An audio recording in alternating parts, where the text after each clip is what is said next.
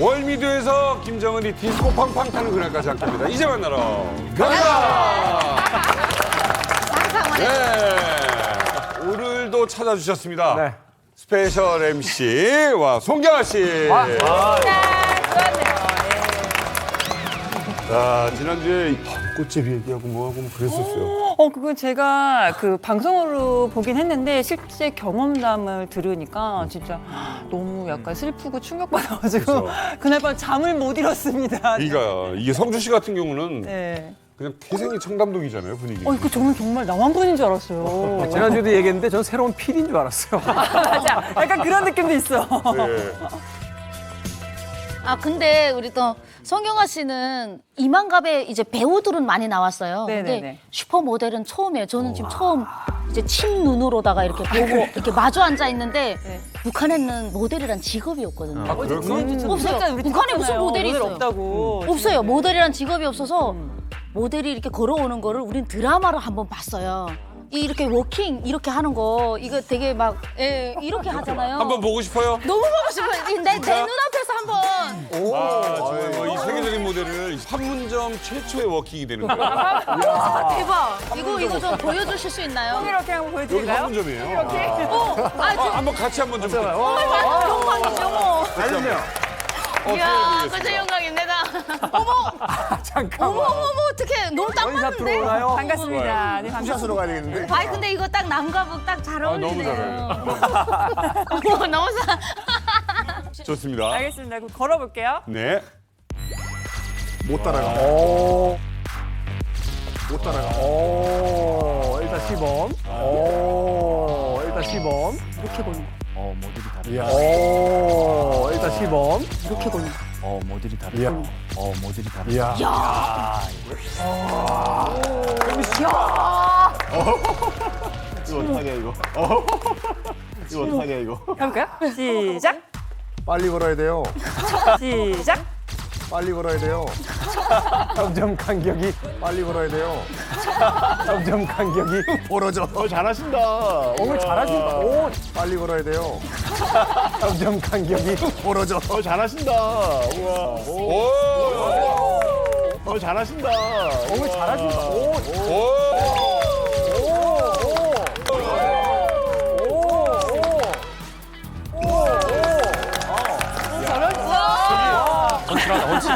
그렇지, 오늘. 북한에 모델이 없을까요? 모델이라는 직업을 자본주의 전형적인 그거잖아요. 상품을 옷을 팔고 이러는 거. 모델이라는 직업이 없어요. 아, 일단은 북한에 모델이 없는 이유를 알겠어요. 뭔데요? 결혼 기록 직업. 그럼. 내가 지금 서 보니까 난 거의 뭐 여자가 저렇게 큰 걸 본 적이 없어. 이제는 이만갑의 든든한 일원으로서 역사 얘기, 세상 얘기를 해주고 계신 최태성 선생님 또 모셨습니다. 안녕하세요. 네, 반갑습니다. 제가 오늘로 8번째나 지금 벌써 나왔더라고요. 그밖에 안 났어요? 제가 이 나와가지고 참 느끼는 게 있어요. 왜냐면 다른 곳에서도 제가 한국사를 많이 알리고 있는데 그때는 뭔가 좀 이렇게 많이 알리는데 좀 치중을 한다면 여기 와서는 많은 걸 좀 배워가는 것 같아요. 특히 다른 시선들을 배워갈 수 있어가지고 너무 좋거든요. 오늘도 많이 좀 알려드리고 또 많이 배울 수 있는 그런 시간 한번 가져보도록 하겠습니다. 네, 근데 오늘 저희가 특별히 이 최태성 선생님을 모신 이유가 있습니다. 그 이유를 오늘 이제 프로그램을 통해서 하나씩 알아보도록 할 텐데 그 전에 일단 송경아 씨에게 이제 퀴즈를 하나 내도록 네. 하겠습니다. 아무리 스페셜 MC라고 해도 이제 2회나 2번이나 여기서 이제 MC를 보고 계시니까 이제 기본적인 테스트를 좀 통과하셔야 되지 않나. 네, 좋다, 좋다. 자격시험. 역사 천재였던 이제 김종민 씨가 다 맞췄던 문제예요. 첫 번째 이제 몸풀기 문제. 자, 6월 25일이 무슨 날인지 알고 계십니까? 6.25, 6.25. 6.25. 아니, 좀 대단하시네요. 6.25라고 했죠. 대단한 거예요. 왜? 왜? 너무 무시하는 거 아니야? 몇 년 전까지만 해도요. 네. 젊은 학생들한테 6.25라고 쓰고 이걸 뭐라고 읽어야 되느냐라고 했을 때 6.25로 읽은 학생들이 많지 않았다. 6.25, 6.25? 뭐 이렇게 읽었다. 저는 중학생들이 너무 심각한데. 네, 초등학생, 중학생들이 6.25로 읽은 게 은근히 많았어요. 굉장히 많았어요. 그래서 사실은 이제 역사 교육에 대한 어떤 경각심을 울리는 그런 계기가 됐는데 자, 7월 27일은 어떤 날일까요? 정전협정일이잖아요. 와. 정전협정일이잖아요. 그냥 온 거 아니에요? 이건 어려운. 이거 난이도가 있어요. 네. 난이도도 난이도지만 연도도 안 알려켜줬네. 그러니까 휴전날 이렇게 얘기하자. 정확하게. 아니, 정확하게 정전협정일이라고 말씀해 주셨습니다만 그 날카로운 연필로 최태성 선생님 한번 찌르고 저도 한번 찌르고 정전협정일이잖아요. 와. 그냥 온 거 아니에요? 뭔가 하면은 자 미국이야말로 6.25 때 가장 정말 많은 외국에서 온 군인들이 있었잖아요. 네. 미국에서 바라보는 6.25는 좀 다를 것 같아요. 그렇게 많이 알려진 전쟁은 아닌 것 같아요. 아 그래요? 특히 요즘 사람들은 들으는 봤다. 근데 뭔지 모른다. 이런 사람 대부분이에요. 이유가 뭘까요? 2차 세계대전이나 베트남 전쟁이 있어요. 그 사이에 껴있어요. 아. 근데 비중이 그 다른 두 전쟁 비하면 너무 적어요. 그래서 좀 안타까운 게 뭐 잊혀진 전쟁, The Forgotten War이라고도 부르고 그래서 아마 오늘 이 자리가 좀 6.25 전쟁에 대해서 또 그 사건이 있었던 또 중요한 어떤 사건들에 대해서 좀 우리가 기억해 볼 필요가 있을 것 같은데요. 혹시 9월 15일이 어떤 날인지는 아시나요? 6.25 지나고 아닌가? 그렇죠, 이거는 그냥 총력파. 한참 전쟁 중 아닐까? 그러니까요. 한참 불 붙을 텐데. 이 대한민국을 지금까지 있게 한 그날일 수도 있는 결정적인 그날. 그날은 바로 인천 상륙작전 날입니다. 인천 상륙작전 날입니다. 오? 김철선이 좀 그렇게 빨리 했어? 네. 50년도 9월. 네, 맞습니다. 자 최태성 선생님과 함께하는 인천 상륙 작전. 그런데 이 인천 상륙 작전을 공부하기 전에 일단 대전제로서 6.25 전쟁에 대해서 먼저 알아봐야 할 것 같습니다.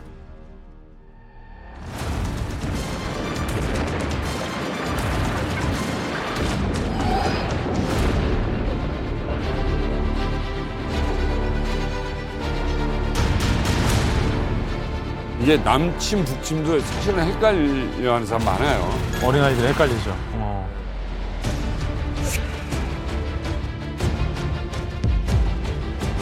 진짜?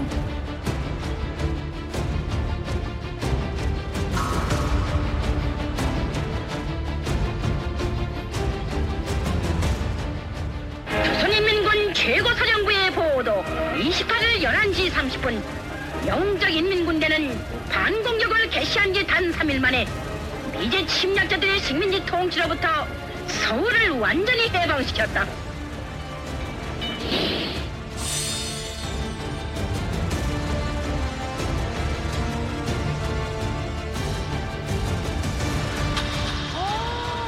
어머, 어떡해. 어머.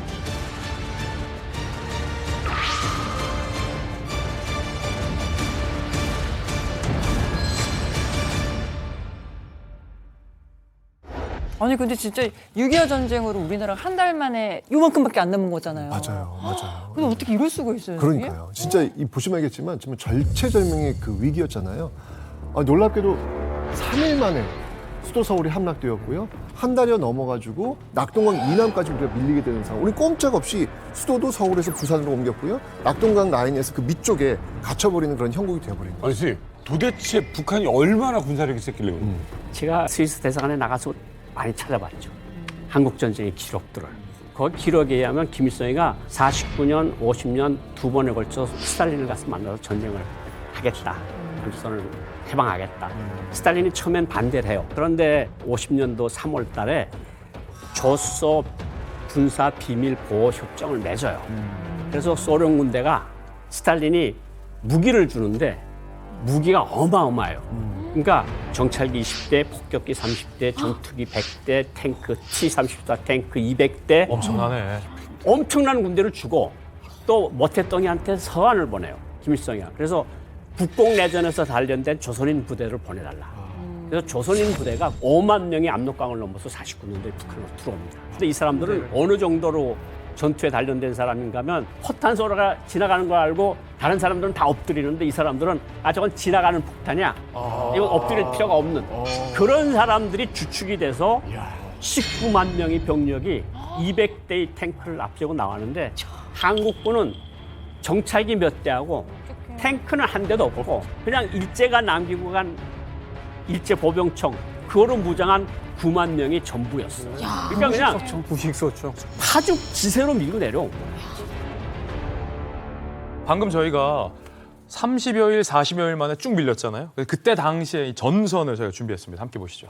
지금 뭐 대구, 포항, 경주, 부산을 제외한 정도 나머지 한반도 전역 어떻습니까? 시뻘겋죠. 이게 북한 인민군이 한반도의 90%를 점령하는데 성공한 겁니다. 만약에 이걸 낙동강 방어선이라고 하는데 이 낙동강 방어선이 뚫리면 지도상에서 이제 대한민국은 사라지는 거예요. 김일성 입장에서 보면 다 된 밥이에요. 끝난 거네. 끝나요. 그리고 사실 요것만 놓고 봤을 때 미군도 그때 당시에 야 이거 진다. 질 수 있다라고 더 많이 생각했을 게 개연성이 크죠. 전후에 공개된 내용에 따르면 낙동강 방어선이 뚫리면 미국으로서도 더 이상 방법이 없다. 미국이 대한민국을 포기하고 철수하는 별도의 계획을 세웠다는 게 정전협정 이후에 뒤늦게 알려진 바도 있습니다. 그만큼 우리가 이길 수 없는 전쟁이었던 거죠. 그때 상황이. 아니 근데 진짜 미군이 철수할 계획까지 세웠으면은 진짜 저희가 나라가 없어질 정도까지 간 거잖아요. 그렇죠. 근데 이걸 다시 어떻게 이겨낼 수 있었던 거예요? 많은 사람들이 여기서 밀리면 이젠 진짜 끝이다. 끝이다. 이제 정말 끝이다. 포기해야지. 그렇게 되면요. 정말 그 초인간적인 힘이 나오게 되나 봐요. 이게 말 그대로 배수진이라는 것이죠. 그냥 목숨 걸고 싸우는 거예요. 여기 밀리면 이제 끝인 거니까. 뒤에 갈 데가 없죠. 바다니까. 갈 데가 없는 거예요. 예. 그러면서 정말 이때 정말 초인간적인 힘이 나오게 되었는데 간절히 원하면 하늘도 도와주나 봐요. 이때가 7, 8월이잖아요. 7, 8월엔 뭐가 많이 오죠? 장마. 근데 특히 이때는요. 장마가 너무 심해가지고 비가 억수로 온 거예요. 지금 낙동강을 지금 끼고 양군이 대치하고 있잖아요. 여기만 넘어오면 되는데 비가 엄청 오니까 낙동강 물이 불어난 거예요. 그러니까 북한 인민군이 넘질 못하는 거예요. 그래서 여기서 딱 교착 상태가 이제 만들어집니다. 이러면서 그 파죽짓으로 밀고 오던 이 북한 인민군의 속도가 저지가 돼버린 거죠.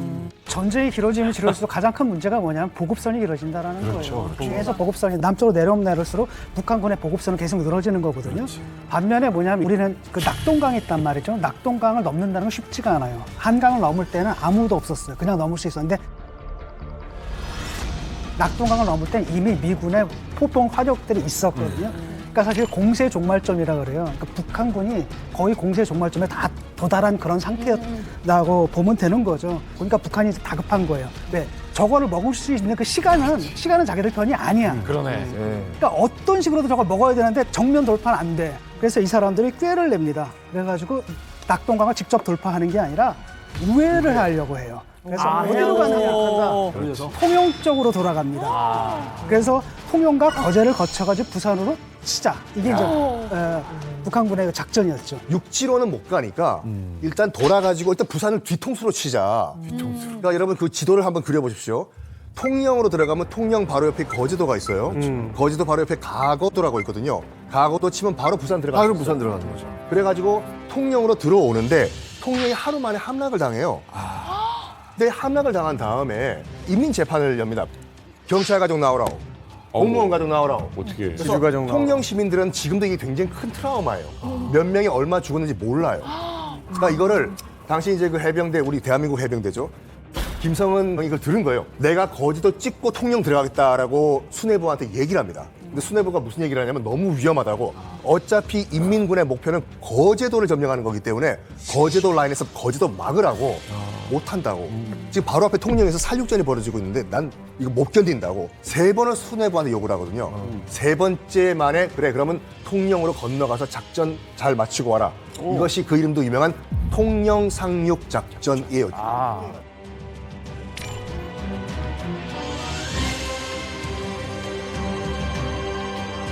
이 어려운 작전을 어떻게 성공시켰냐? 성동격사라는 말 아시죠? 네. 동쪽에서 소리를 지르고 야! 서쪽을 친다. 바로 그 작전을 적용합니다. 그때 당시 전략을 제가 분석해드리겠습니다. 그래서 당시에 전황권을 제가 준비했어요. 준비 많이 하셨다. 전황권을 제가 준비했어요. 준비 많이 하셨다. 깐깐하게 하셨네. 와. 통영에는 이미 인민군이 완벽하게 장악을 하고 있었습니다. 여기를 상륙해야 돼요. 전력도 열세인 우리 해병대가 단독으로. 김성은 등이 정말로 대단하신 전략가인 게 우리 해군 함선이 통영항 앞바다에 이동을 합니다. 북한 인민군 보이게.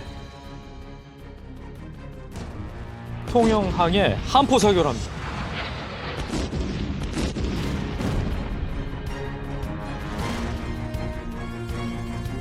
그러니까 인민군 입장에서는 야 얘들이 통영항으로 몰고 들어온다. 그래서 통영에 있었던 인민군 부대가 어디로 집결합니까? 통영항 쪽으로 집결하는 거예요. 인민군의 모든 시선이 통영항 쪽으로 쏠렸으니까 우리는 장평리 쪽으로 상륙한다. 괜찮다. 애초에 장평리로 상륙할 작전을 짜고 해군 함선을 통영항으로 보낸 거예요. 근데 여기서 문제. 우리가 전력이 충분하면 이 양동 작전을 먹힐 수 있어요. 근데 당시에 우리가 갖고 있었던 해군 함선은 6척이 전부입니다. 김성은 형이 6척 전부를 보내. 전력이 일로 가요. 그럼 실제 우리 해병대원들은 장평리로 상륙을 해야 되는데 배가 없잖아. 영화 씨, 배가 없어요. 자, 어떻게 상륙했을까요?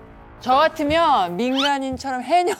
수영해서. 그러니까 해녀복을 입고 수영해서 갈 것 같아요. 해병대는 여기서 잘하니까. 여기서 여기로. 그랬으면 좋을 텐데 당시 이 통영 앞바다가 물살이 굉장히 거센 곳을 맞지. 그러니까 아무리 해병대원이라도 맨몸으로 건너갈 수는 없어요. 그때 어떤 작전을 생각하냐면 네. 민간 어선들을 징발을 한 거예요. 당시 민간 어선을.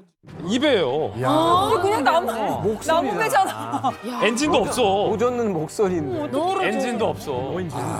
그래서 나무배를 타고 장평리 항구 쪽으로 단 한 명의 인원 손실도 없이 일단은 상륙합니다.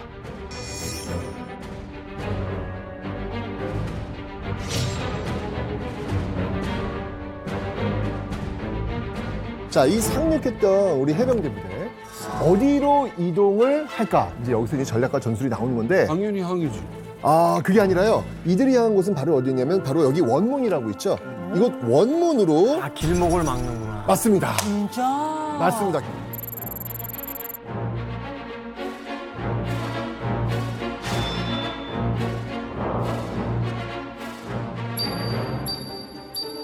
이렇게 되면 자연스럽게 이쪽에 갇혀있는 이 인민군이 도간에 든 쥐 신세가 되면서 괴멸시킬 수 있는 그런 기회가 된 거죠. 자, 이렇게 되면서 지금 이쪽이 좀 위험한 상황이 되니까 인민군도 여기 원문을 놓칠 수가 없는 거예요.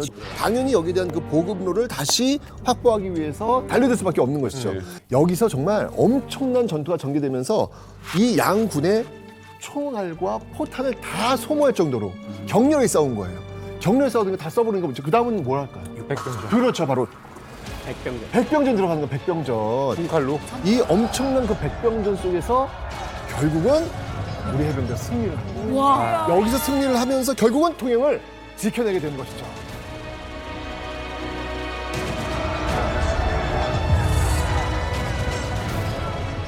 이 원문 꼭의 백병전은 말 그대로 칼 가지고 싸우는 거예요. 악기와 같이 싸웠어요. 그렇지.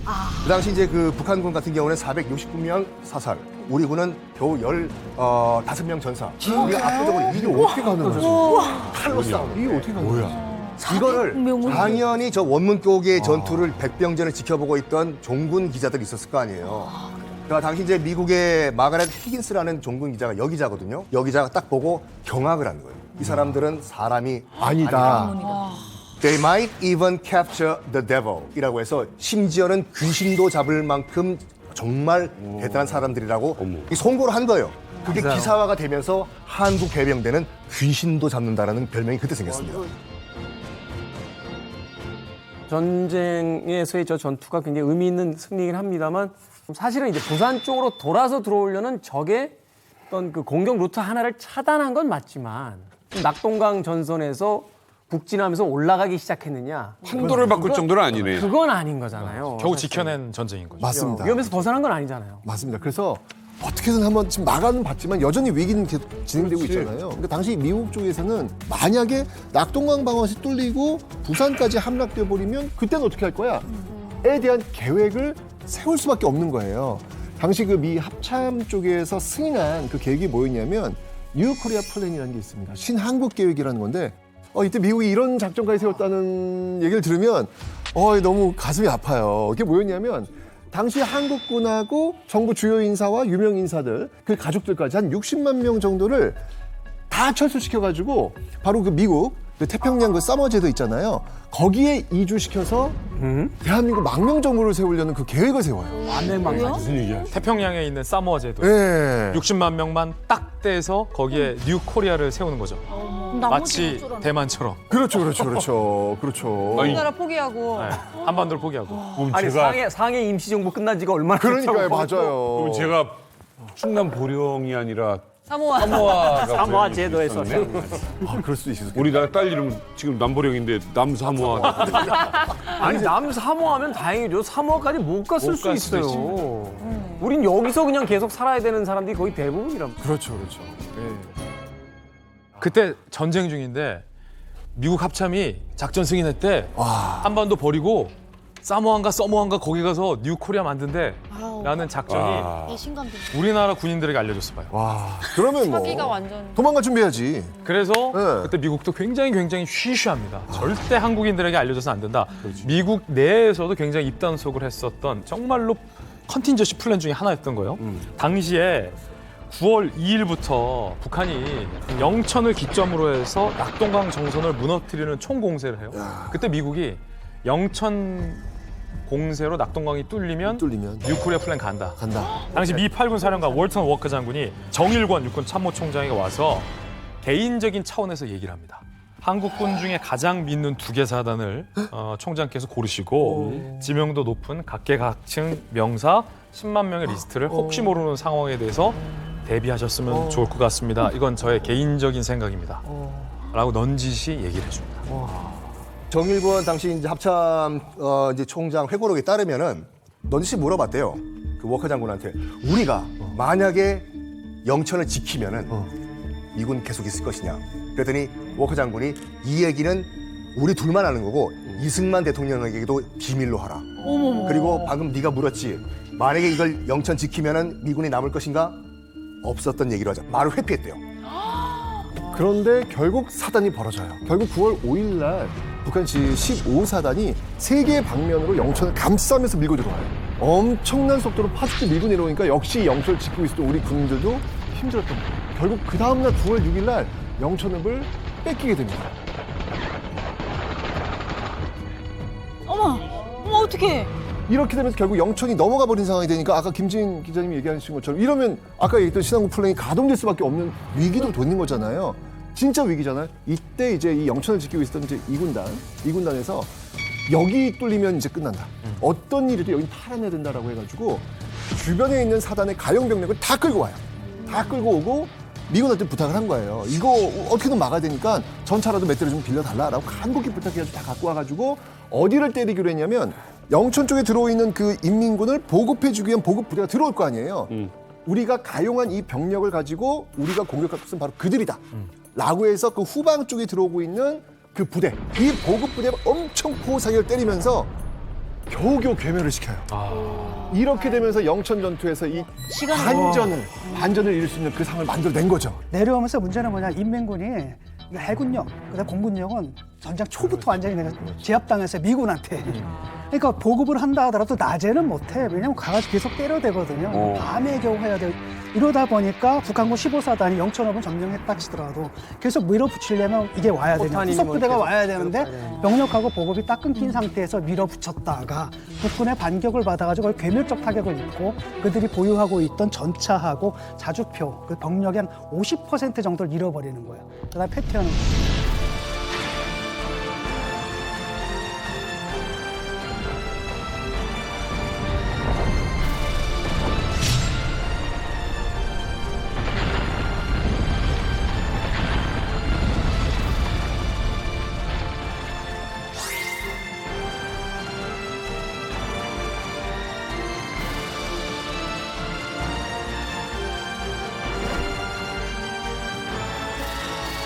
그러면 이제 영천에서 보급망을 끊었어요. 그렇게 되면 이제 우리도 대반격을 해야 되는 거 아닙니까? 그렇죠. 그러니까 지금 어쨌건 간에 우리가 지금 통영작전 받고 영천작전 받지만 이거는 막아낸 거지 상황을 사실 바꿔낸 건 아니잖아요. 여전히 막아내고 있는 그런 위기 상황인데 뭔가 이걸 돌파할 수 있기 위한 뭔가 한 방이 필요했던 거예요.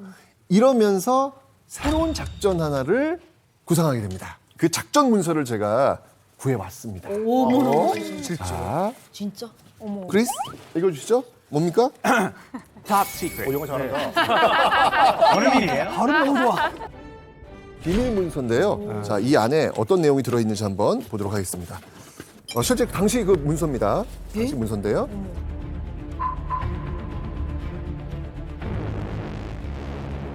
바보 조금 새로 뽑은 것 같아서. 요 느낌 보시죠?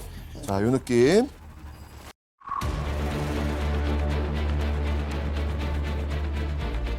정말 낙동강 일대에서 한 방이 필요하다고 그랬죠?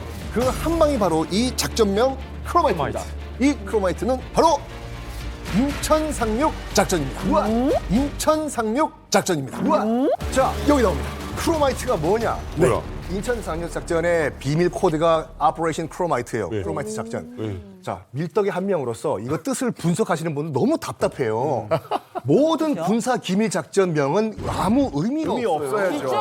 의미가 있으면 의미가 있으면 의미 아니에요. 아무 의미가 없다고 믿는 사람이 답답한 거야. 인천 상륙 작전을 영어 이름을 월미더 디스코 팡팡 오퍼레이션 그러면 다른 북한이 알 거 아니에요. 인천이라는 걸. 아, 일리 있다. 모든 비밀 작전은 아무 의미 없어요. 그냥 쉬운 거야. 아무거나. 야, 뭐 이름 뭘 질까? 저희가 화학 시간에 크로마이트 배웠는데 크로마이트 하자. 그냥 그렇게 지은 거라고. 답답해. 이러진 않겠다. 그랬다니까 진짜.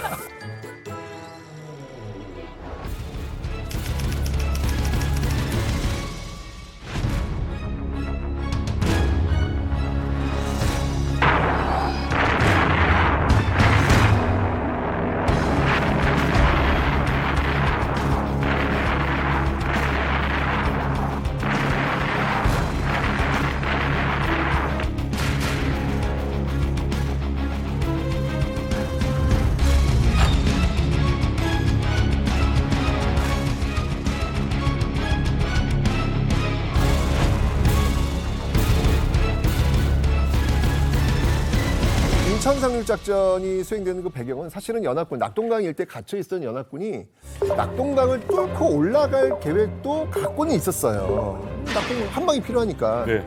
근데 이제 계산을 한번 해본 거예요. 일단 기본적으로 낙동강 일대에 지금 인민군 주력 부대가 지금 와 있는 상태잖아요. 그렇지. 그들과 치고 뚫고 올라간다?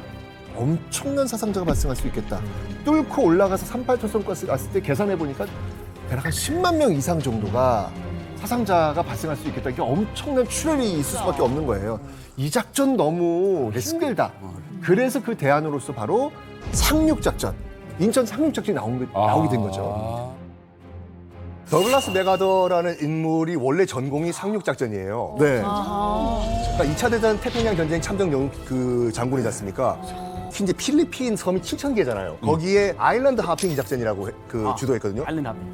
폴짝 이 섬에서 저 섬으로 뛰어가고 수십 개 했어요. 수십 개, 한 50개의 섬을 상륙을 해요. 그래서 일본군 이 점령한 섬을 상륙한 다음에 보급로를 끊어버리고 거기 있는 일본군을 괴멸시키는 작전.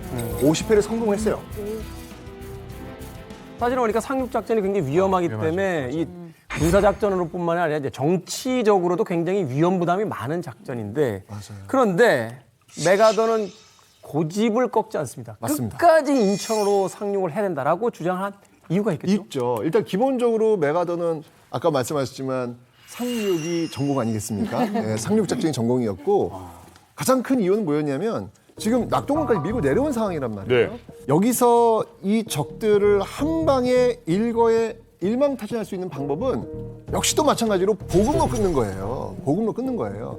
이 보급로 쭉 있는데 이 북한이 보급로 선을 가만 보니까 경부선 라인, 그다음에 경부 가도 그쪽으로 이 모든 것들이 지금 다 이동되고 있단 말이죠. 근데 그게 통과하는 게 서울이란 말이에요. 서울에 출발하니까. 그렇다면 당연히 인천을 상륙해가지고 그 이후에 서울을 점령하면서 보급로를 끊어버리는 것. 이것이야말로 가장 이 전쟁을 빨리 끝낼 수 있는 방법이다라고 메가더는 판단했던 것이죠. 그리고 당시 그때 메가더가 인천만을 고집했던 건 아니에요. 대안이 몇 군데 있었어요. 아까 얘기했던 군산.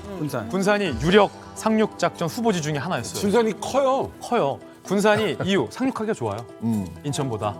근데 중요한 건 상륙 작전을 했을 때 효과가 극대화되는 것이 작전의 효율성이 더 높아지는 거잖아요.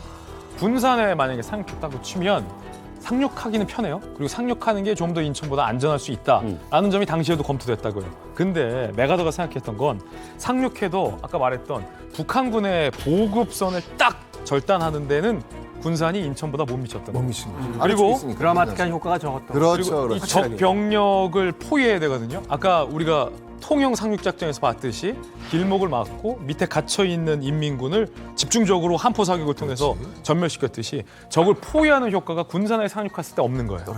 그래서 메가더는 군산을 생각했다가 안 되겠다. 어차피 상륙을 할 거면 위험성을 감수하고라도 인천으로 가야겠다. 그때 군산 말고 또 다른 후보지가 있었습니다. 제가 취재를 해봤는데 원산 평택도 거론이 됐어요. 평택 괜찮다. 괜찮다. 네. 그런데 괜찮다. 서울 미치잖아요.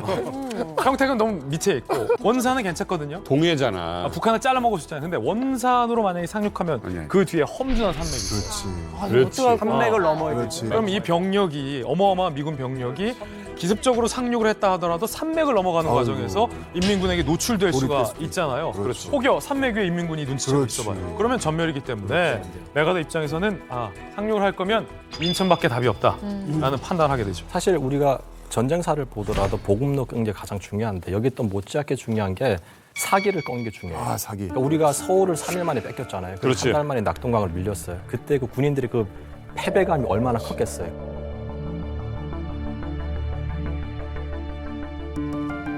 근데 인천 상륙 작전을 성공을 해가지고 서울을 수복했다.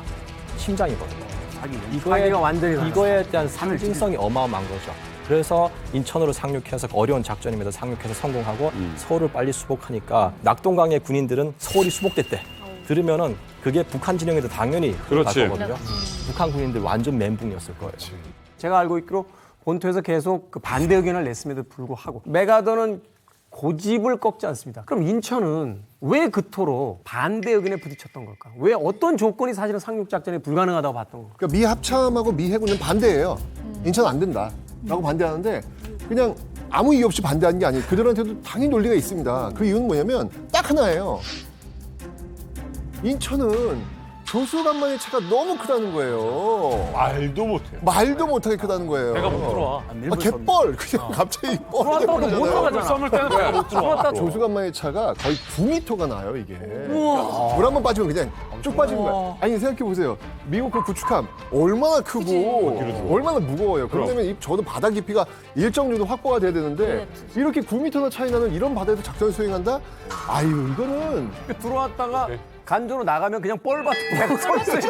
밀어야 돼. 다 같이 밀어야 돼. 그리고 이게 얼마나 조수간만의 차가 심하냐면요. 물이 빠졌을 때 그 뻘에 조개 같은 거 잡으러 나갔다가 만조 시간에 바뀌면 이게 뻘에 빠져서 물의 속도보다 사람이 걷는 게 느려서 거기서 물에서 돌아가시면 익사하시는 사고사들도 굉장히 많아요. 그런데 미국 측에서 허락을 하겠냐고. 그러니까요. 그러니까 이 당시에 이 작전을 수행하려면 아침 저녁으로 각각 3시간 정도밖에는 시간이 없는 거예요. 너무 짧아. 그 짧은 시간에 이 많은 군대를 동원해서 이걸 상륙한다? 저라도 저는 반대하겠습니다. 그런데다 또 월미도 같은 데로 들어오려면 노르만디처럼 평평한 데가 아니에요. 강파제랑 이렇게 축대가 있고 사다리 걸고 올라와야 돼요. 그러니까 이걸 어떻게 생각하시면 되는가 하면 상대 측에서도 아무리 상륙전이 돼가라도 인천에는 상륙할 수가 없다. 이게 말하면 성을 타고 올라가야 그렇죠. 되는 이거 그러니까 위에서 타고 되는 거예요, 그냥. 그러니까 여러 가지 자연 조건을 다 봐도 인천은 아니야. 당시에 그 미 극동군 해군 사령관 찰스 터너 조이 제독이 인천 상륙 작전이 그 네. 매뉴얼로 따져보면은 상륙 작전의 모든 지리적인 약점들을 다 갖고 있는 거예요. 그러니까 성공 확률을 따져보니까 한 5,000분의 1밖에 안 되더래요. 5,000분의 1. 그러니까 이걸 가지고 어떻게 권유하거나 찬성할 수가 없었던 거죠. 그래서 당시만 해도 사실 합리적으로 생각을 하게 되면, 이성적으로 생각을 하게 되면 가장 합리적인 안은 바로 뭐였냐면 군산이에요. 군산에 상륙하고 그다음에 군산이 있고 그다음에 낙동강 전선에서 치고해서 만나기만 하면은 적어도 우리 국토의 3분의 1은 되찾는 거잖아요. 그게 가장 합리적이었는데 메가더 장관은 이제 그거 가지고 성이 안 찬 거죠. 허리를 끊어야 됩니다.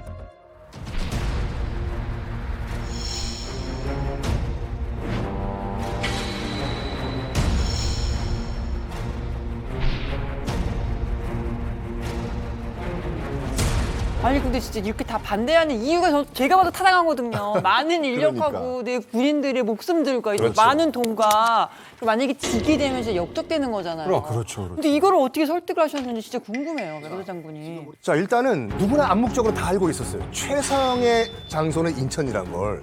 심지어 개전 초기에 주은래가 중국 총리 주은래가 김일성한테 전화를 해요. 왜? 지금 아무리 봐도 연합군이 상륙 작전을 할 것인데 인천일 확률이 굉장히 높다.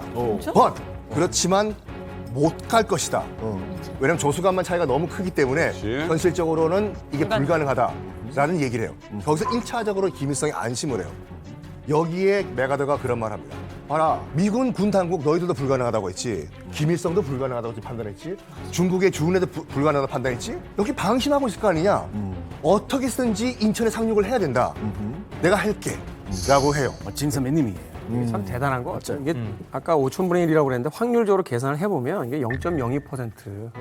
아무리 경마장에서 배짱 좋은 배팅하는 사람도 0.0에단 안 합니다. 맞아. 근데 이제 크리스는 같은 학교에서 공부를 하실 때 이 메가더 장군에 대한 어떤 여러 가지 전술에 대해서 전략에 대해서 또 공부를 하셨을 테니까 네. 어떻게 생각하는지 미국에선 우리 메가더 선배님 아니었으면 이 작전 하지 못했을 거예요. 왜냐하면 이분 너무 뚝심 있게 자기 결정만 하면 무조건 밀고 나가는 스타일이에요. 모범 군인이면서도 좀 비범한 군인인 게 이 아무리 대통령에게도 자기가 아니다 싶으면 그건 아니다. 가서 설득시켜요, 대통령. 무조건 끝까지 밀고 나가니까 성공 확률이 거의 없어도 이렇게 이 작전을 했을 거예요. 펼쳤을 거예요. 그 학교 이름이 뭐죠? 육사예요. 영어로 웨스트 포인트. 우와, 사관 멋있다. 학교, 미국의. 사관 학교인데 일단 우리 생도들 사이에 완전 대선배죠. 아주 존경하는 대선배. 학생, 생도 육사 생활했고요. 우등생이었고요. 수석으로 졸업하고 전쟁 3개나 1차 세계대전, 2차 세계대전, 6.25까지 3개나 장군 계급으로 다 임하시고 또 그 중간에 또 육사 들어가서 총장 맡아가지고 이 학교 과정을 완전 업그레이드. 구 웨스트 포인트랑 신 웨스트 포인트 이렇게 나뉘는데 뉴 웨스트 포인트 이렇게 개조시켜가지고 뉴 웨스트 포인트의 아빠라고 불리고 육사를 거듭나게 했다. 네, 정말 대단하게 국민의 영웅이라고 생각하고 대단하게 생각합니다. 생도들. 메가더 장군 하면 떠오르는 이미지 있지 않아요? 라이뱅. 네, 선글라스. 선글라스 여기 파이프 몰고. 옥수수대로 만든 파이프. 근데 담배 연기 나는 거 한 번도 못 봤다. 그래, 연출인가 봐. 조금 멋을 내기 위해서 겸사겸사 피기도 했어요. 사실은. 그리고 아직도 이 메가더 장군 기념하는 물건들이 많아요. 그 파이프 있죠. 파이프 제작 회사 있는데 미주리에 그거 요청을 했어요. 나를 위해서 맞춤형 콘 옥수수 파이프 좀 만들어 달라. 그래서 회사 그거 받아들였고 계속 같은 걸로 몰고 다녔고 이 아직도 메가더 5스타 파이프 판매 들고 있어요. 자기 습관적으로 짝대기 부분 좀 거기만 이렇게 좀 태워가지고 이렇게 동그랗게 그 태운 부분이 있어요. 근데 지금 제작하는 것들도 똑같이 이렇게 태워서 그렇게 나와요. 시그니처처럼. 저는 파이프 안 펴봐서 모르겠지만 그렇게 제가 관심이 있으니까 대선배니까 공연해봤더니 너무 멋있어 보이더라고요. 근데 그 정도 크리스가 생각하는 미국에서의 그 정도 위상이 아니에요. 한국의 인천 쪽에 가면요. 메가더 신을 모시는 사당이 따로 있어요. 메가더 신을 모시는 사당이 따로 있어요. 진짜요? 맞아요. 진짜요? 네, 메가더를 신으로 모시는 사당이 있다니까. 전쟁이 신. 가가지고 물어봤거든요. 그 무속인한테 메가더를 모신다고 그러면 그분과는 교류를 영어로 하시냐고 했더니 한국말을 배우고 싶다고. 진짜 있다니까. 우리나라 메가더신 모시는 분이 몇 분 있어요. 처음 들었어요. 들어봤어요? 주경 씨? 들어봤죠. 북한에서도 북한 영화에서도 그 진짜 그 메인 빌런이죠. 타노스구나. 네, 그 타노스급의 대선배가 악당으로 알고 있었어요. 북한에서는요 메가더 장군 하면 일단은 짐승인 줄 알았어요. 그래. 미제승냥이. 미제승냥이라고 했기 때문에 메가더 하면 그 메가더 때문에 우리 한반도가 우리가 적화 통일을 이루 못 낸 거잖아요. 그렇지. 그 말은 맞아. 그렇기 때문에 철천지 원수 한 해를 이거 살 수 없는 미제 침략자 중에서 악질 분자. 자, 어쨌든 간에 이 인천 상륙 작전을 성공시키기 위해서는 뭘 해야 되냐면 지금 영흥도 아니면 월미도 등등등의 인민군이 몇 명이 주둔하고 있는지 탱크는 있는지 이걸 확인해야 될 거 아니에요. 그래서 부산에서 해군 특수부대가 첩보부대가 영흥도로 출발합니다. 그게 그 유명한 엑스레이 작전인데 아무 의미 없어요. 종합 검진하다가 들어간 거 아니에요. 그냥 엑스레이 작전이에요, 그냥. 엑스레이 작전. 의미가 있다고. 없다니까. 바다 속을 살살치 알려주겠다 이거. 엑스레이 안 보이는 거 중에 당시 그 물 속을 보여준다라고 해서 엑스레이라고 한 거예요. 아니라니까. 이거 다음에 MRI 작전이라고 나와. 어쨌든 간에 부산에 출발한 이런 해군 첩보부대가 기뢰가 있으면 기뢰가 어디에 있는지 그리고 또 이걸 다 파악하기 위해 가지고 영흥도로 그 해군 첩보부대가 부산항을 출발하면서 쌀 70가마니를 가져가요. 왜 가져갔을까? 쌀을 가지고 쌀가 70. 맞아, 그래요. 주민들에게 영흥도 주민들에게 쌀을 나눠주면서 정보를 얻기 위해 가지고. 엑스레이 작전. 쌀을 주고 정보를 얻는다. 그렇죠. 그때 뭐 전쟁 중이니까 쌀이 부족했겠죠, 당연히요. 조금만 더 부연 설명하면 당시 이제 해군 첩보 부대가 굉장히 작전 능률이 좋았어요. 그래서 당시 월미도에 북한군의 해안 방어 기지가 굉장히 많았거든요. 그래서 근데 우리 메가더랑 연합군 입장에서는 월미도에 어떤 북한 무기가 얼마의 병사가 어디에 배치되어 있는지를 하나도 몰랐던 거예요. 그렇기 때문에 해군 첩보 부대를 보내서 영흥도 월미도의 북한군 방어 실태를 가장 먼저 알아보는 게 첫 번째 급선무 미션이었어요. 그렇죠. 그 첩보부대가 이제 17명 정도로 이제 구성이 되어가지고 이제 들어갔는데, 아, 진짜 혁혁한 첩보를 다 빼옵니다. 지금 이제 김진 의원님 얘기한 그런 정보들 있잖아요. 고급 정보들을 다 빼가지고. 어민들이 아니까. 계속 전달을 하는 거예요. 그러면서 그 작전을 전달받은 그 미국 측에서도 이 정도면 충분하다라고 해서 9월 13일 날 이제 이 첩보부대한테 철수 명령을 내립니다. 13일 날 이제 됐다, 이 정도면 됐다, 철수를 해라라고 근데 철수를 하게 되는데 그때 이제 임병래 소위와 홍시욱 3등 병조가 있거든요. 이 두 사람하고 이제 나머지 그들을 포함한 6명은 일단 정보도 이제 철수할 때는 흔적을 지워야 될 거 아닙니까? 마무리 작전을 좀 하기 위해서 영흥도에 남아 있게 돼요. 그런데 그 첩보 활동을 했다는 사실을 북한이 알게 돼요. 어머, 어떻게 북한이 알게 돼요. 이러면서 9월 14일 날 바로 그 다음 날이죠. 그 다음 날 영흥도로 부대를 파견시킵니다. 어머, 어떻게? 자, 이렇게 되면서 첩보부대가 안전에 철수 못 하는 거예요, 지금요. 6명이 지금 남아 있잖아요. 공산주의자가 있었네. 그러니까 뭔가 있었던 거죠. 찔른 거지 뭐. 그러면서 이 영흥도에서 전투가 벌어지는 거예요. 이때 이제 영흥도에 있었던 이제 청년 그 의용대원들 한 30여 명도 이제 합류했지만 여기 북한병이 대대병력이 지금 들어왔으니까 이게 전투가 안 되잖아요. 계속해서 밀리는 과정 속에서 이들의 급선무는 안전하게 철수를 해야 되는 거예요.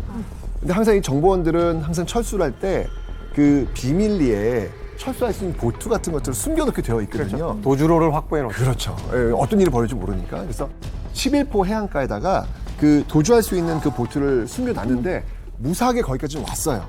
왔는데 배를 타고 가야 되는데 계속해서 북한이 쳐들어오는 거예요. 지금 따라오는 거예요. 이러니까 이 배를 타고 어느 정도 가야 되는데 그러려면 시간이 좀 필요할 거 아니에요. 그래서 아까 지금 얘기했던 그 임병래 그 소위하고 그다음에 그 홍시욱 그 3등 병조는 자기들이 남겠다.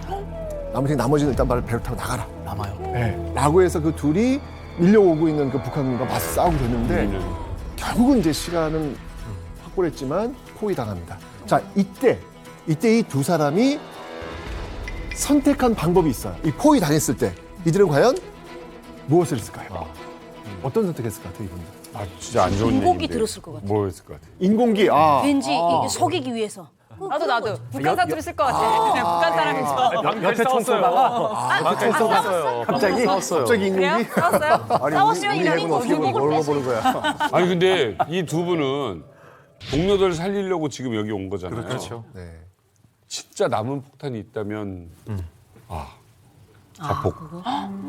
맞습니다. 자결합니다. 왜냐면 이분들은 첩보부대에 속해 있는 분들이잖아요. 정보를 갖고 있단 말이에요. 고문당할 거 뻔하잖아요. 고문당했을 때 자기도 모르게 그 정보를 누설할지도 모른다라는 어떤 생각, 그 생각으로 자결을 선택하십니다. 17명의 해군 첩보부대 그리고 그중에서도 특별히 임병래 소위 홍시욱 3등 병조의 희생 덕분에 당시 우리 연합군은 인천 앞바다 특히 이제 영흥도와 월미도 해안에 위치한 북한군의 배치 정보를 모두 다 알았어요. 그런데 가장 중요한 것 아까 여러분이 언급하셨던 해도 특히 이 상륙하고자 하는 이 지형은 조수간만의 차이가 깊고 아까 말했듯이 인천은 뻘 지역이라 중간중간에 섬 같은 것들이 있잖아요. 암초도 굉장히 많고 네, 맞아요. 해도 없이는 사실은 상륙작전 자체가 불가능한 상황이었습니다. 그래서 메가더 장군이 당시 또 하나의 특수부대를 투입합니다. 바로 이름하여 켈러 부대.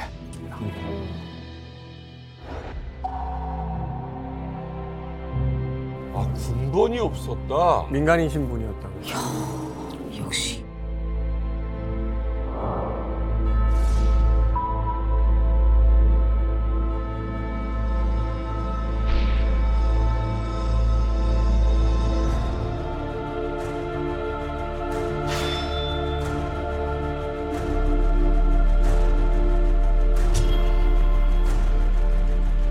이북 출신이요? 지리도 그렇고 말투도 그렇고 침투하기 좋게. 다 똑같으니까.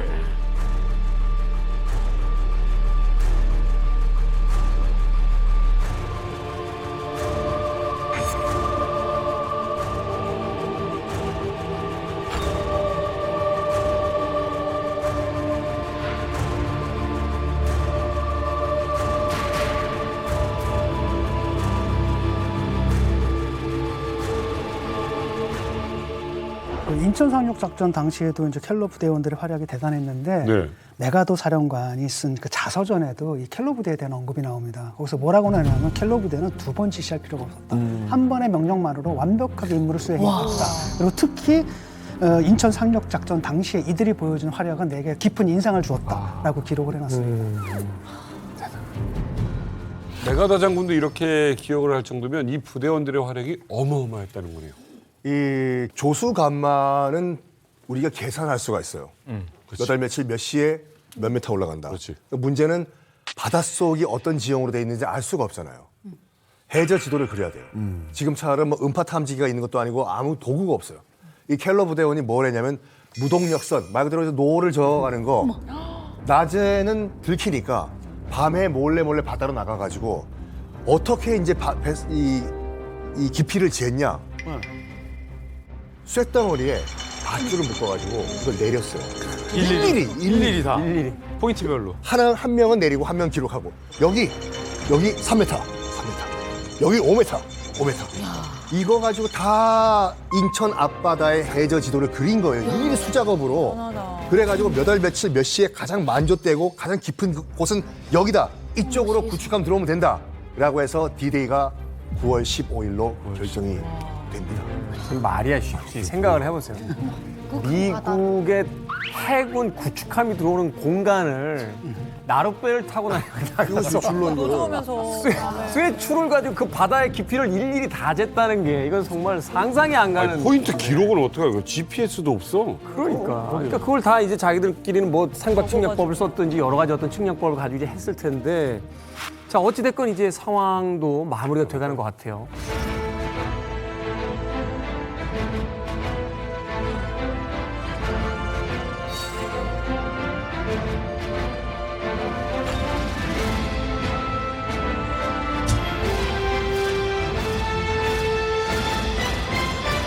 자, 상륙작전이 이제 언제 진행되기로 했냐면 밤. 아무래도 밤에 작전 수행이 쉬울 수 있으니까. 근데 이제 밤에 해야 되는데 암초들로 가득한데 여기 좀 잘 피해갈 수 있는 뭔가 어떤 기준점 또는 밝혀줄 수 있는 등대가 필요했던 거예요. 그래서 이 주목받은 곳이 어디였냐면 바로 팔미도입니다. 한번 보여드릴게요. 자, 여기 위성 사진을 보시면 알겠지만 그 팔미도 그 바깥쪽에 보시면 영흥도 지금 보이시죠? 아래쪽에 섬이 영흥도라 지금 써 있고 영흥도 그 위쪽에 보시면은 대무이도라는 섬이 또 있어요. 그 양쪽에 그 섬이 마치 대문의 기둥처럼 서 있고 그 가운데 센터에 지금 팔미도가 있잖아요. 그러니까 이 문을 들어서고 그렇지. 들어가면 이제 인천이 들어가는 거예요. 근데 중요한 건 이 대문 팔미도가 어떤 역할을 하면 이 대문의 그 기둥의 가운데 있는 마치 전등과도 같은 그런 역할을 하는 거거든요. 방향타를 좀 보여주는 거예요. 이곳을 들어가야 되는데 중요한 건 여기를 이미 인민군이 장악하고 있다는 거예요. 네. 그렇지. 그럼 뭐 이걸 지금 보고 들어가야 되는데 여기 인민군 장악했으니까 방법은 하나예요. 여기를 탈환하는 거. 그러면서 팔미도 탈환 작전이 시작이 됩니다. 그러니까 인천 상륙작전에 앞서서 저 팔미도의 등대를 탈환하지 못하면 상륙작전 할 수가 없는 겁니다. 그렇죠. 그만큼 중요했던 게 팔미도 등대를 탈환하라.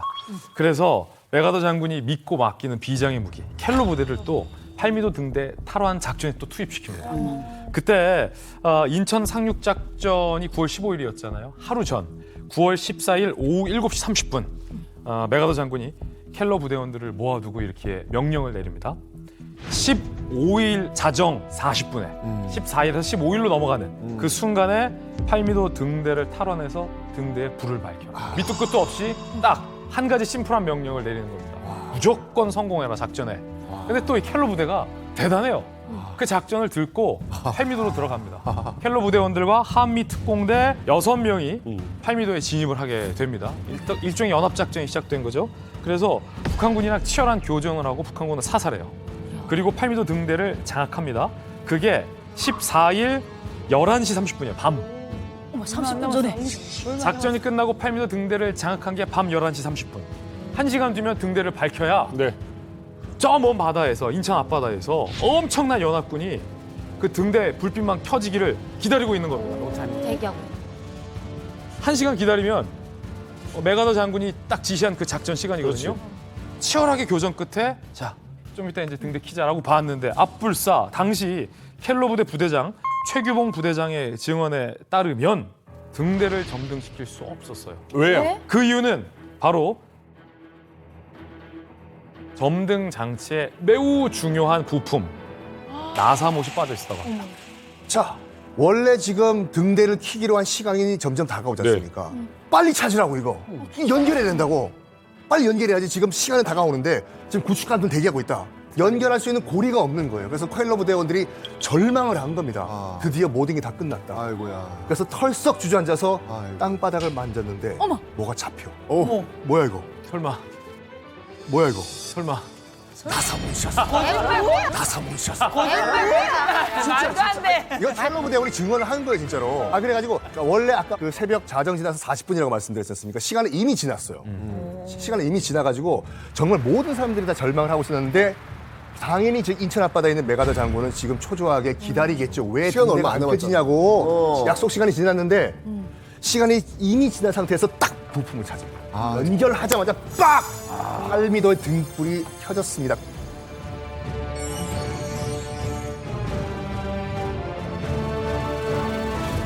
영화 같아. 야, 근데 문제가 있어요.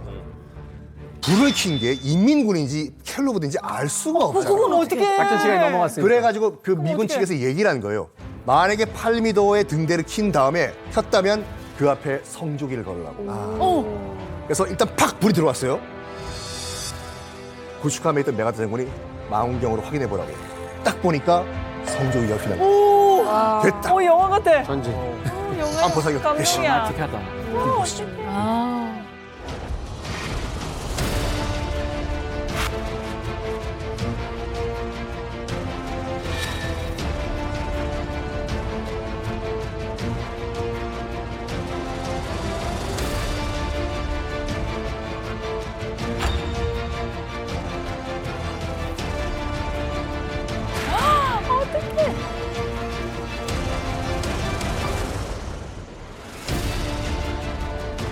진짜 많이 왔어.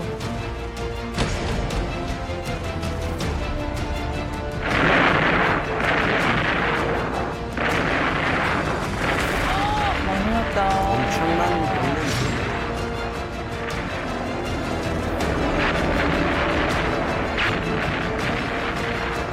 그 3시간 안에 조수 한 마리 차에 다 내려야 되는데. 와, 그야말로 불바다네.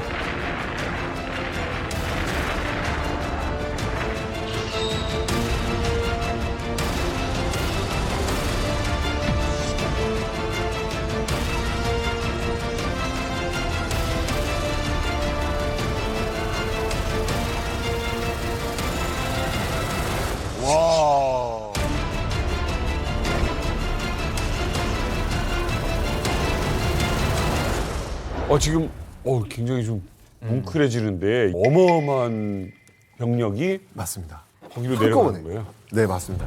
팔미도 등대가 딱 켜지면서 이제 드디어 인천 상륙작전의 서막이 올려졌습니다. 인천 상륙작전은 이제 크게 2단계로 나뉘어지거든요. 1단계가 뭐였냐면 아까 왜 그 영흥도와 대모이도 그 사이로 쭉 들어가야 된다 그랬잖아요. 팔미도를 끼고 들어가면은 그 끝라인에 뭐가 있냐면 월미도가 있어요. 그 월미도를 점령한 게 1단계 작전이었습니다. 왜냐하면 월미도는 정확하게 인천항을 2개로 나눠가지고 위에서 아래를 조망할 수 있는 반드시 사수해야 되는 어떤 그런 곳이었거든요. 그래서 이곳에 쭉 들어가서 이 월미도를 이제 장악하려고 하는데 이때 이 월미도에는 약 인민군 한 500여 명이 있었던 걸로 정보가 이미 수집되어 있는 상태였고 그러니까 이 500여 명을 제압하기 위해서 보신 것처럼 한 4시간 동안 한포 사격이 이어지는 거예요. 위에서 바다에서 그냥 정말 초토화를 시킨 거죠. 초토화를. 한 4시간 동안 이제 포격사가 이제 벌어진 다음에 6시 한 33분경에 작전 이제 포격이 이제 멈춰집니다. 멈춰지고 드디어 미 해병대 150명이 상륙가 되는 것이죠. 상륙하면서 이제 그 상황을 딱 정리를 하고 나서 오전 한 8시경에 완벽하게 월미도가 점령됩니다. 제가 여기서 북한식 버전을 하나 말씀드릴게요. 그래. 이거 궁금하다. 이제 북한 영화에 월미도라는 영화가 있는데 김일성이 교시로부터 시작해요. 인민군 한계 해안포병 중대가 메가도 상륙 부대를 3일 동안 월미도에서 저지했습니다. 이런 영화가 교시가 나오고 영화가 시작돼. 우리 대사관에서 그 영화를 무지 많은 사람들한테 보여주려고 영상기 들고 다녔거든요.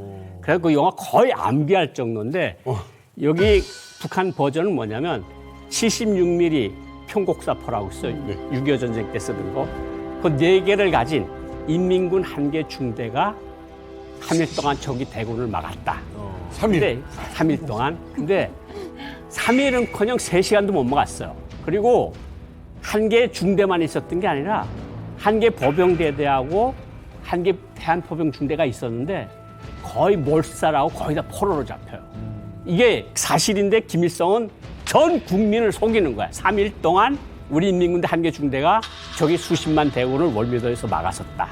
아는 북한 사람도 아직 그걸 믿고 있어요. 저는 이만갑에 오신 분들 중에 젊은 친구들이 월미도가 아직도 자기 북한 땅인 줄 알아요. 진짜요? 월미도 영화에서 이게 북한 땅으로 다 알고 있었는데 한국 오니까 월미도가 있더라고요. 깜짝 놀랐어요. 여기도 똑같은 거 있냐고 그랬죠? 예, 우리는 계속 월미도가 우리 땅인 줄 알고 있었고요.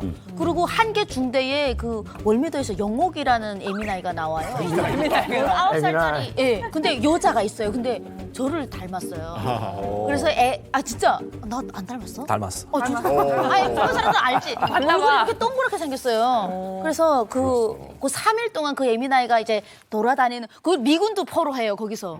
미군도 포로하는데 그 영화에서 미군이 이제 인민군에게 이제 많이 이제 현혹되는 인민군에게 뭐 이런 그런 느낌의 영화인데 마지막 영옥이가 어떻게 해줬냐면 전화선이 끊어지니까 통신이 안 되니까 그 전화선을 두 손으로 쥐고 통과가 되나 봐요. 전화선이.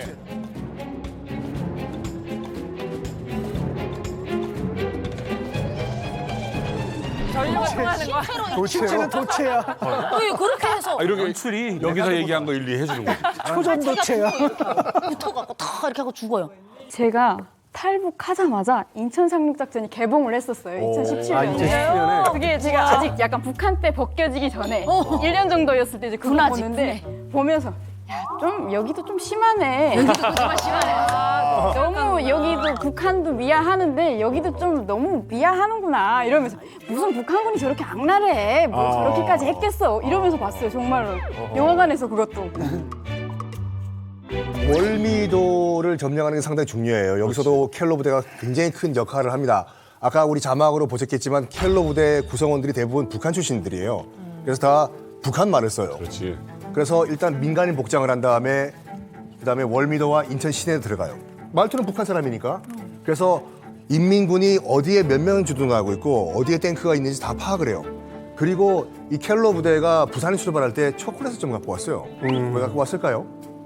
아이들에게. 신분증?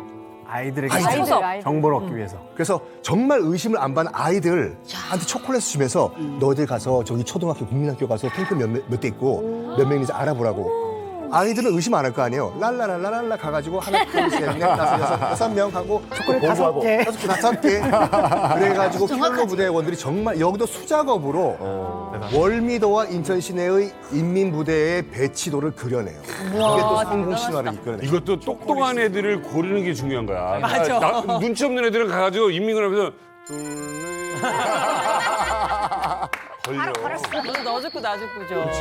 이러면 걸려. 큰일 나. 이게 반격의 여지가 있을 수 없는 게 미군의 교리라는 게 일단 엄청난 화력을 퍼부어가지고 초토화를 시킨 다음에 그렇지. 이동부대를 보내가지고 신속하게 탁 뚫고 들어가는 거거든요. 그러니까 이미 이제 전쟁 시작할 때부터 이미 끝났어. 그렇네. 완전히 기세가 퍼부었고 그때 꺾였네. 이제 미군이 그 태평양 전쟁 당시에 일본군을 상대로 퍼부은 포탄의 양이 50만 톤이었거든요. 그런데 6.25 전쟁 3년 동안에 63만 4천 톤을 퍼부었거든요. 그 중에 상당수가 이제 인천에서 이제 퍼부은 거죠. 근데 이 메가더 작전이 지금 순조롭게 잘 진행되고 있었는데 큰 암초를 만났어요. 왜요? 8미도 등대 탈환하고 나사 못 찾는데 시간을 너무 많이 허비했잖아요. 2시간. 그래서 월미도를 상륙하고 나서 시간을 보니까 오전 8시예요. 해가 다 떴네. 간조. 썰물 때입니다. 그렇지. 아직 연합군의 본진은 인천에 상륙하지 못했어요. 어떻게? 그 상태로 썰물을 맞아요. 메가더가 참모에게 다음 밀물 때는 언제야? 장군 9시간 뒤입니다. 당황하기 시작했어요. 그렇지. 왜냐하면 그때 월미도에 상륙한 미1 제해병사단 대원이 150명밖에 안 됐어요. 그러면 만약에 후방에서 인민군이 몰려와서 9시간 동안 본진하고 배는 썰물 때문에 월미도 앞바다, 월미도 바깥바다 쪽에 묶여 있는 거예요. 들어올 수가 없어요. 함포는 이미 다 쏟아부었고. 그러네. 근데 메가더 장군은 침착하게 물이 다시 찰 때를 기다립니다. 9시간을 전열을 정비하면서 차분하게 기다리는 거예요. 물이 딱 찼어요. 메가더 장군이 다시 작전 개시를 명령합니다. 이때는 이번엔 인천 시내를 향해서, 아까는 월미도를 향해서, 이번엔 인천으로 본진이 상륙을 하니까 인천 시내를 향해서 또 한 번 함포 폭격을 시작한 겁니다. 연합군의 상륙을 저지할 수 있는, 아까 말했던 인민군의 후방 부대가 올 수 있기 때문에 사전에 초토화를 시키는 거죠. 그렇게 해서 세 갈래로 인천의 본진이 상륙하게 됩니다. 지도를 한번 보시면 오후 5시 30분경 미 해병 5연대와 한국 해병대 3대대는 지금 보시는 이 적색 해안, 빨갛게 표시되어 있는 이 적색 해안, 만석동 지역으로 상륙을 하게 되고요. 미 해병대 1연대는 지금 보시는 이제 청색 해안, 지금의 이제 송도 해수욕장이죠. 그러니까 송도 쪽으로 나눠서 상륙해서 북한군을 격파한 후에 이제 사실상 완전하게 이제 인천을 점령합니다. 일단 인천에 주둔하고 있는 인민군들이 멘붕이 왔대요. 처음 본 거야. 이런 융단 폭격을요. B-29에.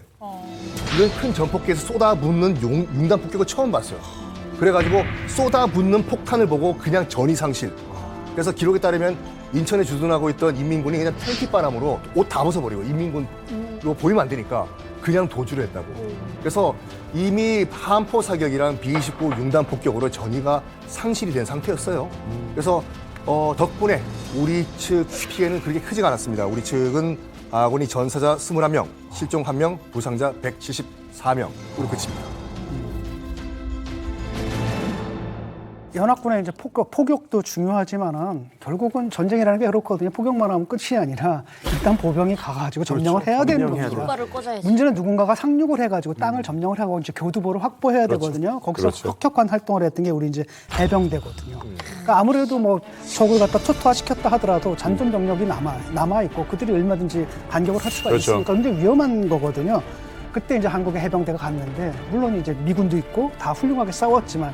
그래도 모티베이션이 먼저 다르잖아. 가겠지. 남의 나라 전쟁하고 내 나라 전쟁은 다르죠. 그래서 한국 해병대가 또 상륙을 해가지고 아주 혁혁한 공을 세웁니다. 그때 우리 이제 상륙했던 우리나라 해병대 1기, 2기 해병대 선배들이에요. 그때는 앞서서 우리가 그 통영 상륙작전 봤잖아요. 그때는 통영 상륙작전에는 무기도 없었고 일본군, 그냥 일본군이 버리고 간 소총, 일본군 옷 입고 그냥 가서 싸운 거예요. 근데 이때는 싹 우리 해병대가 미군 최신식 미군 총, 그다음에 딱 미 군복으로 한복을 하고 만석동에 미 해병 5연대와 한국 해병 3대대가 같이 상륙을 했거든요. 그냥 같이 하나의 유나이티드 군복을 딱 입고 최신기 무기를 들고 들어가니까 그때 사기가 어마어마했다고요. 찔렸겠네요. 인천 상륙 작전, 저희가 이렇게 지금 이야기만 들어도 너무나도 가슴이 뛰고 감격적인데, 그 당시 현장에 계셨던 참전 용사를 이 자리에 모시도록 하겠습니다. 대박. 우와. 권영수 참전 용사님이십니다. 여러분 박수로 맞아주십시오.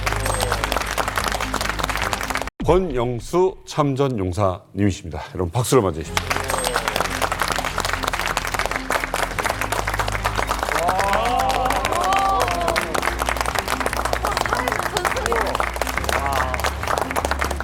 안녕하십니까.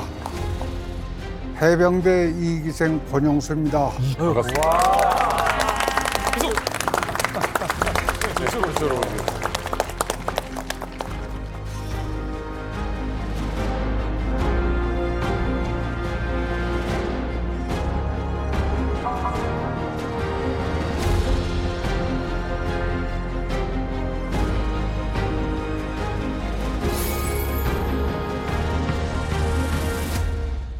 뵙게 돼서 너무 영광입니다.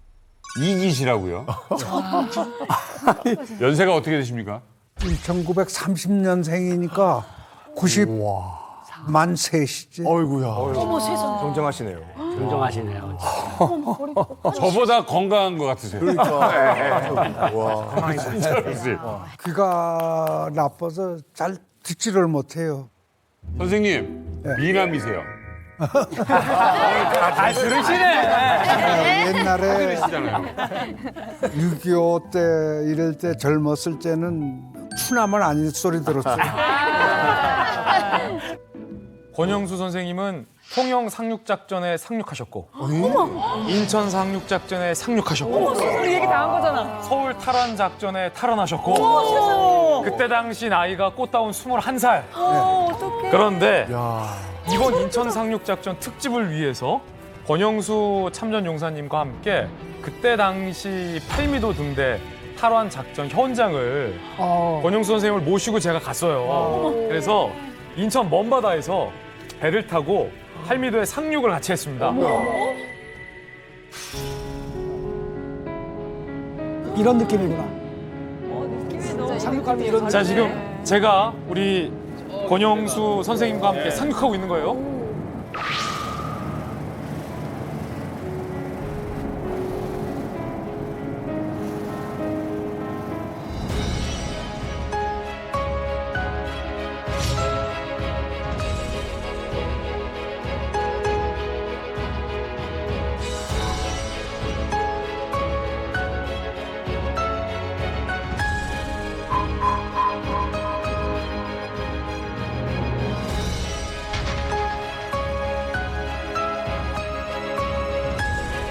인천 상륙작전이다라는 거를 언제 아시게 된 거예요?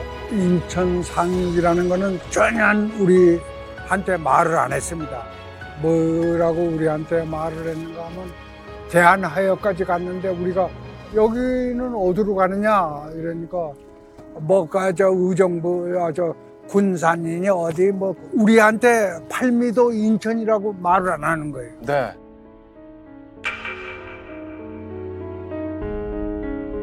그때 등대가 켜지는 그 순간을 선생님은 목격하신 거죠? 그렇죠. 등대가 안 켜져 있으니까 등대가 안 켜져 있으면 큰 배나 작은 배나 이 들어오면 안 되거든요. 해도를 보질 못한답니다.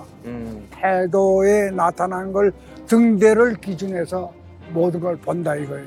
그래가서 이제 등대를 K로 하고 해군 특수대하고 그 배터리선을 연결해가지고 등대가 정확하게 이제 켜진 거예요, 이제. 그대로 번쩍번쩍 하는 거예요. 안에 불이 켜져 있는 게 아니고 그냥 켜졌다 꺼졌다 이 신호를 하는 거예요.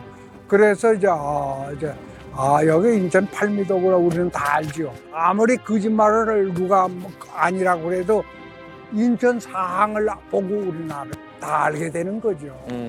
제가 이 8미도를 권영수님과 함께 갔는데 깜깜한 바다라고 가정했을 때 등대가 안 켜지면 아무것도 안 보여요. 칠흑 같은 어둠이었던 거예요. 그때 당시는.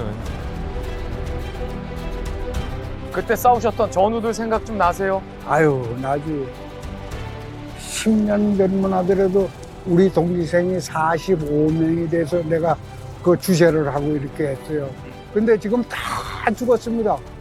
다 죽고 지금 남은 사람이 4사람밖에 없어요. 지금 우리가 나이가 90이 넘어서 뭐 이렇게 하지만은 백전백승이라는 걸 꼭 잊지 않고 있습니다. 꼭 싸울 거예요. 나이가 많아도 꼭 10명은 해치고 우리가 죽을 거다라는 걸 우리는 하고 있습니다.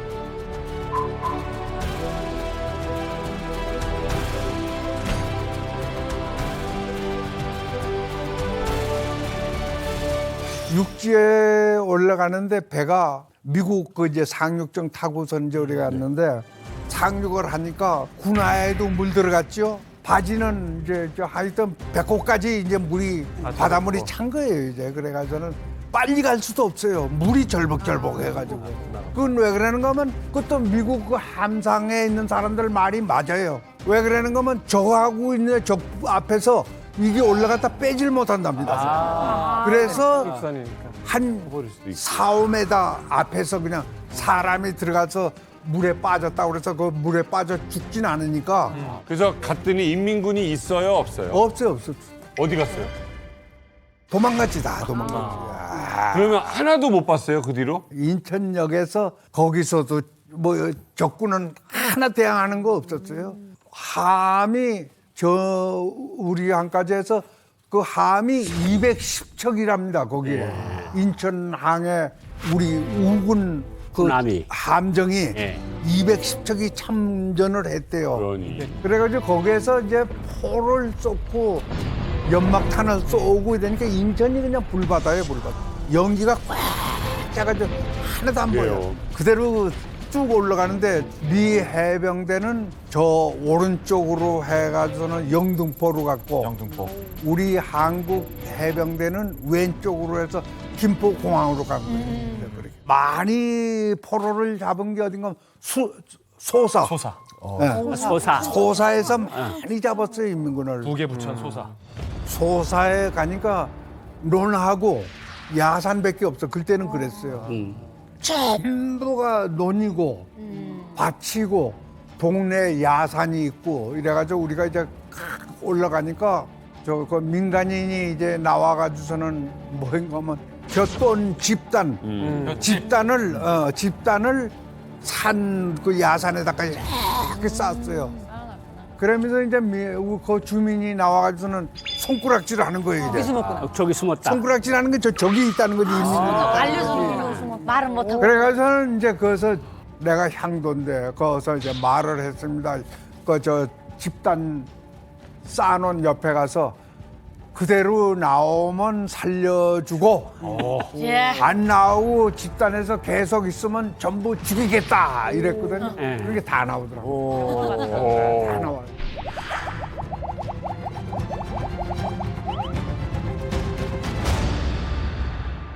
성기 교수님, 그러면 이제 연합군은 어떻게 되는 겁니까? 자, 이렇게 완벽한 작전과 우리 용사들의 그런 투지로 인천 상륙 작전 성공합니다. 그리고 인천 하루 만에 탈환을 해요. 근데 이게 끝이 아니죠. 인천 상륙 작전의 목표는 뭐다? 서울 수복이죠. 그렇죠. 그래서 서울 수복에 들어갑니다. 인천 상륙작전 수행된 지 13일 만에 서울에 들어왔는데 그걸 바라보고 있는 서울 시민들 한 150만 명이 있었거든요. 그때 그 감격스러운 영상을 한번 보시죠. 느낌이 어떨까?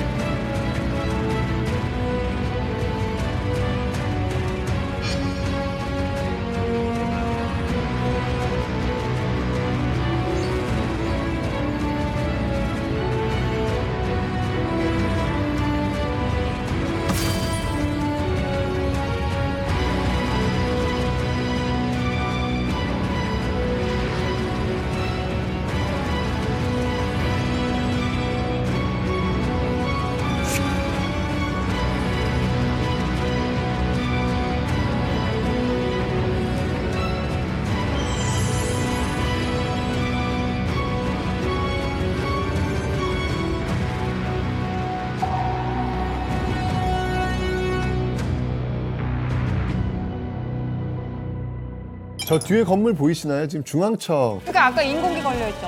맞아요. 불 내리고 그렇죠. 태극기가 올라.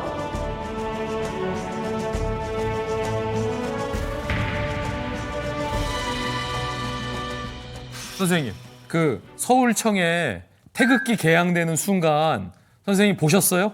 현장에서? 오늘 봤죠. 어떠셨어요? 그때 태극기가 딱 올라갈 때? 이제 서울 다 탈환했다 이제 이 생각이 들었죠.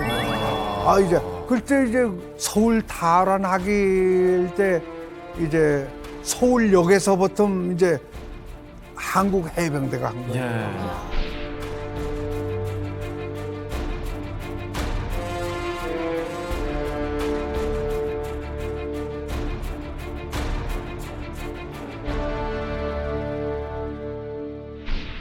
대단한 순간이에요. 드디어 감격적인 이제 순간입니다.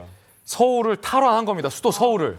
이 전쟁의 반전을 가져다주고 우리의 수도 서울을 다시 찾아올 수 있었던 결정적인 계기가 바로 인천 상륙작전이라는 거죠. 그런데 최근에는 인천 상륙작전에 대해서 좀 많이 잊혀지는 것 같아서 사실 이번에 참전 용사님을 모시고 현장 취재를 하면서 많이 아쉬웠습니다.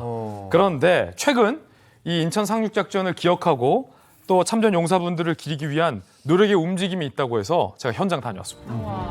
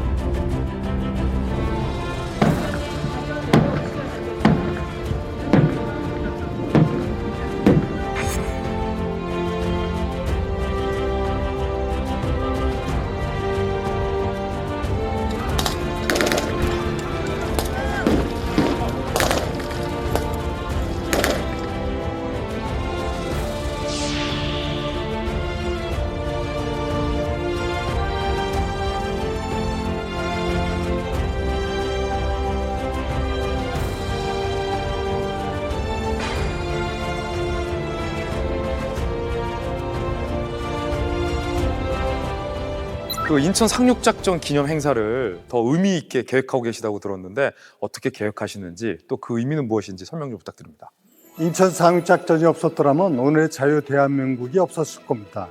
이것을 기념해서 자유와 평화의 소중함을 더 깨우쳐주고 또 안보의식을 더 굳건히 하기 위해서 인천 상륙작전 기념 행사를 단순하게 행사를 뛰어넘어서 상륙작전 재현 행사 또 국제 포럼 등 다양한 행사를 치르게 됩니다.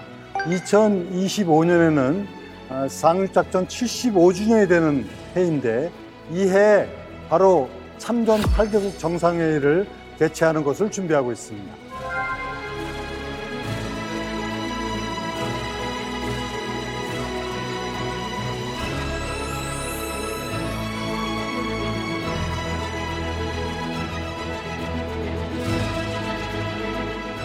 영상을 보고 보니까 참 여러 가지 생각을 하게 되는데 우리가 1년 365일 매일 감사를 하면서 살 수는 없잖아요. 하지만 이런 영상을 볼 때만이라도 또 어떤 특별한 날을 맞이했을 때만이라도 그날에 그 수십 년 전에 있었던 많은 분들의 어떤 희생이라든지 또 그 의미를 잠시만이라도 좀 생각하면서 지나갔으면 좋겠다는 생각도 해보게 됩니다. 네. 우리 대한민국을 지켜낸 많은 우리 참전 용사님들께 진짜 감사를 드린다는 말씀 드리고요. 이 땅의 젊은이들에게 하고 싶은 말씀 있으세요? 참모장 김성은 그때 해병대 참모장인데 그 사람이 언제나 말을 하더라고. 뒤에서 독전자가 되지 말고 앞에서 나를 따르라고 이끄는 자가 돼야 된다. 언제나 이렇게 해야 된다. 이제 이렇게 말해서 그 정신만큼은 잊지 말아야 된다라는 걸 난 말하고 싶습니다. 오늘 또 권영수 선생님께서 나오셨으니까 이런 생각을 좀 해봤습니다. 그 아름다웠던 가을날 9월 15일에 이름 없이 그 상륙해서 전투를 치렀던 수많은 군인들이 있다는 이야기를 들었어요. 오늘 골라온 곡은 원래는 이제 브로더스 4라는 팀의 원곡인데 오늘은 여명의 목소리로 Try to Remember라는 곡이죠. 굉장히 낭만적인 사랑 노래예요. 그러게요. 그때 우리가 좋았던 한때를 떠올려봐요 라고 하는데 이 첫 구절이 어떻게 시작이 되냐면요. Try to remember kind of September. 9월을 떠올려 보십시오 라고 하면서 9월에 대한 아주 아름다운 풍경을 노래해요. 9월의 헌사를 바치는 의미로서 이 곡 골라봤습니다. 9월에 목숨을 바쳤던 그 많은 분들을 떠올려 보고 싶네요. When life was slow and oh so mellow, try to remember the kind of September when grass was green and grain was yellow. Try to remember the kind of September when you were tender and callow fellow. Try to remember.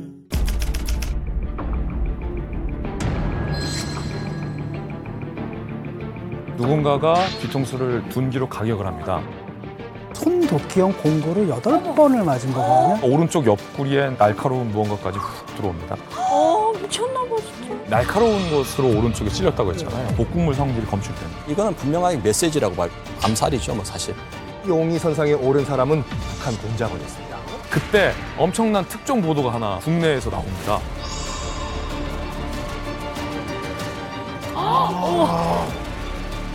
제가 보고를 했어요. 응징을 할 경우에는 가볍게 죽지 않는다.